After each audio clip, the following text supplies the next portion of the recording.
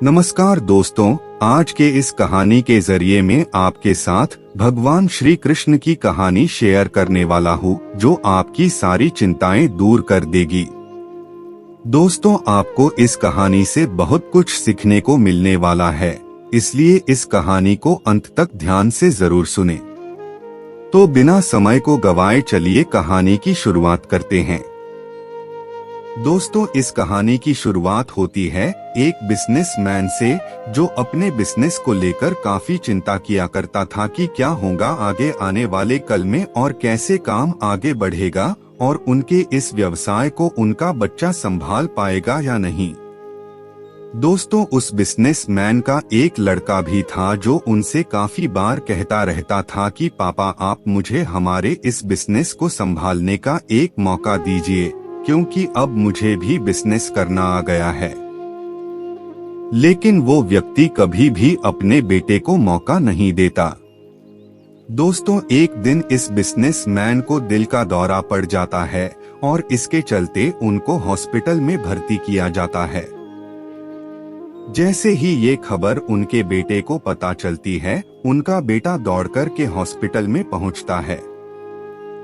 बेटा हॉस्पिटल में पहुंचने के बाद उसने ये देखा कि उसके पापा अब एडमिट है और डॉक्टर्स ने उससे ये कहा कि आपके पापा अब पहले से थोड़ा ठीक है और धीरे धीरे करके वे अब रिकवर हो जाएंगे। फिर उस लड़के ने अपने एक दोस्त को कॉल करके वहां पर बुला लिया। फिर उसका दोस्त वहां पर आता है और उससे पूछता है कि क्या हुआ भाई।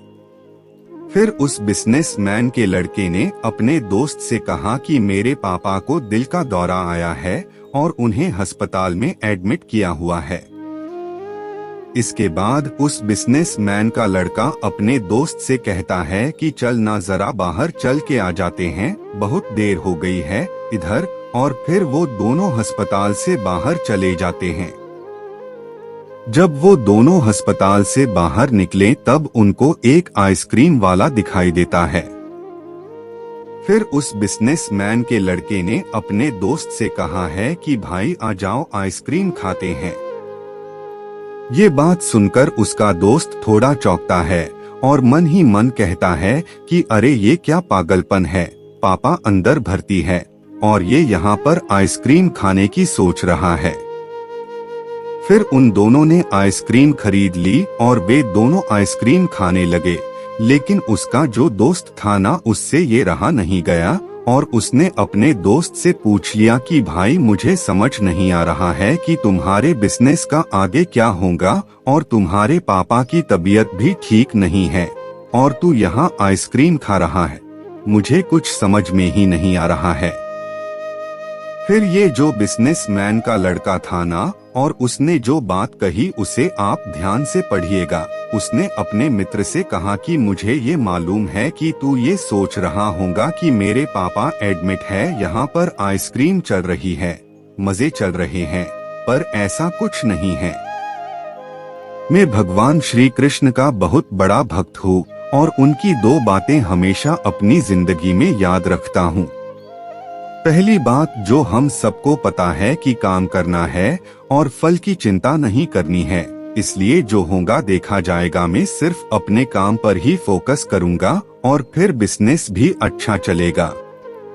दूसरी बात, वो लड़का अपने दोस्त से कहता है कि मैं तुम्हें भगवान श्री कृष्ण की कहानी सुनाता हूँ जो तुम्हें दूसरी बात क्या है वो अच्छी तरह से समझाएगी।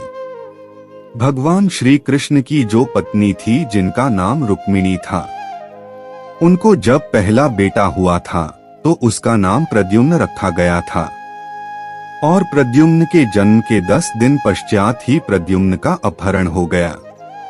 प्रद्युम्न के अपहरण के कारण रुक्मिणी नाराज और उदास रहने लगी कि क्या हो गया है। भगवान श्री कृष्ण रुक्मिणी जी से कहते थे कि चिंता मत करो, क्योंकि प्रद्युम्न जहाँ पर भी होगा वहीं पर ठीक होगा।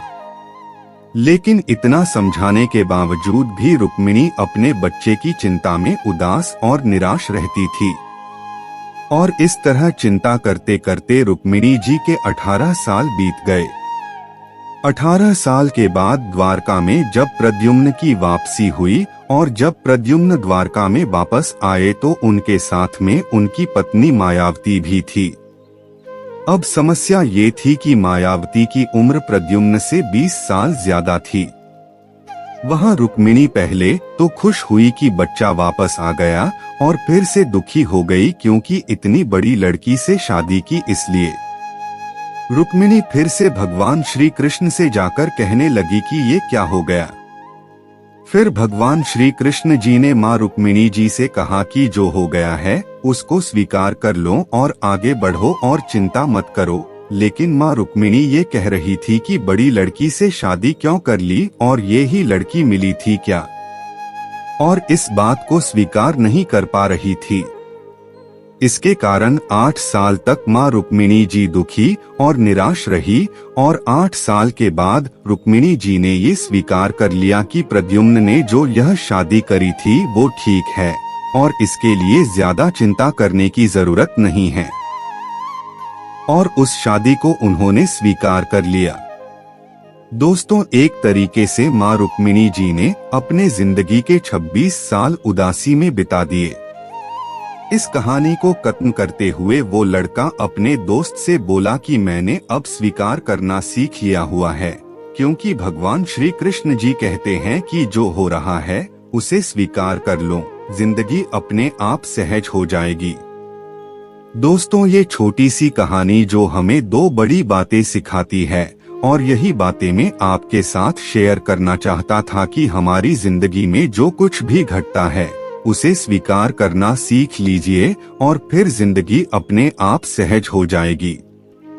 हमारे नियंत्रण में जितने भी चीजें होंगी उन चीजों पर तो हमें जरूर नियंत्रण रखना चाहिए, लेकिन जो चीजें हमारे नियंत्रण से बाहर है उन चीजों को हमें स्वीकार कर लेना चाहिए। अगर हमने स्वीकार नहीं किया तो हमें भी माँ रुक्मिणी की तरह बहुत सालों तक उदास रह जाएंगे। दोस्तों, आज के यह कहानी आपको कैसी लगी और आपको इस कहानी से क्या क्या सीखने को मिला, ये हमें नीचे कमेंट बॉक्स में कमेंट करके जरूर बताइए। साथ ही अगर आपको श्री कृष्ण की ये कहानी पसंद आई होंगी तो इस कहानी को अपने दोस्तों के साथ अवश्य शेयर कीजिएगा।